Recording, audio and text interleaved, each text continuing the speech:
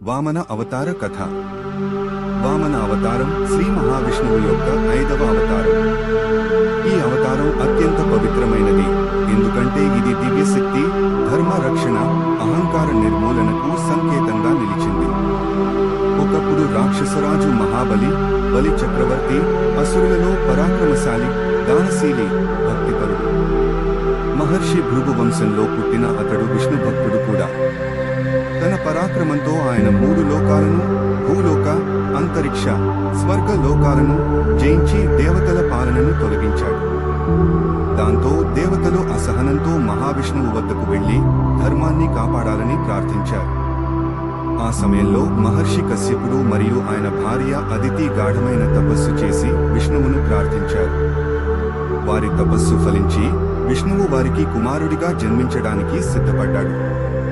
ఇలా విష్ణువు వామన రూపంలో, ఒక చిన్న వామన బ్రహ్మచారి రూపంలో అదితి గర్భం ద్వారా జన్మించాడు. వామనుడు యాగములోకి వచ్చినప్పుడు మహాబలి అక్కడ విస్తారమైన యాగం చేస్తూ దానధర్మాల్లో మునిగిపోయి ఉన్నాడు.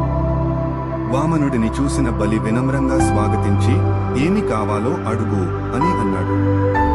వామనుడు చిరునవ్వుతో, మహారాజా, నాకేమీ పెద్దది అవసరం లేదు, 3 అడుగుల భూమి మాత్రమే ఇవ్వండి అని కోరాడు.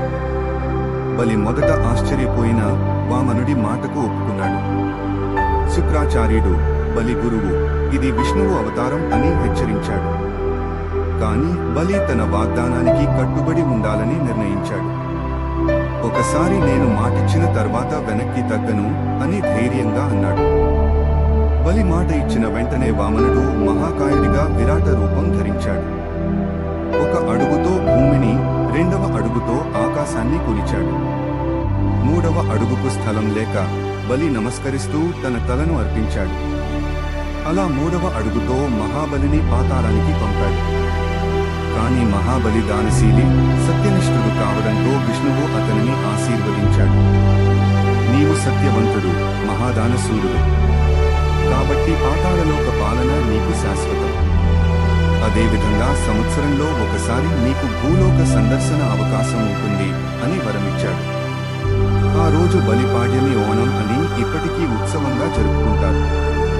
ఈ అవతారంలో ముఖ్యమైన తత్వం ఏమిటంటే, అహంకారం ఎంత శక్తివంతమైన రాజులోనూ ధర్మం ముందు తలవంచుతుంది. సత్యం, భక్తి, వినయం శాశ్వతం. వామన అవతారం మనకు నేర్పేది, మన దగ్గర ఎంత ఉన్నా దానంలో భాగస్వామ్యం చేయాలి. అహంకారం, అధికారం శాశ్వతం కావు, చివరికి ధర్మమే గెలుస్తుంది. వామనావతార శ్లోకం.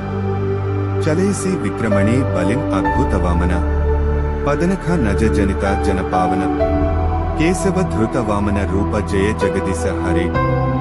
అర్థం: ఓ వామన రూపం ధరించిన కేశవ, నీవు మహాబలిని వంచించి నీ చిన్న చిన్న అడుగులతోనే లోకాలన్నిటినీ కప్పేశావు.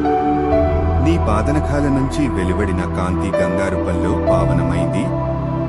జయ జయ జగదీశ్వర. జపించడానికి సరళమైన మంత్రం. ఓం వామనాయ నమః. ఈ మంత్రం వామనని స్మరించడానికి, వినయాన్ని పెంపొందించుకోవడానికి, అహంకారాన్ని తగ్గించుకోవడానికి జపించబడుతుంది.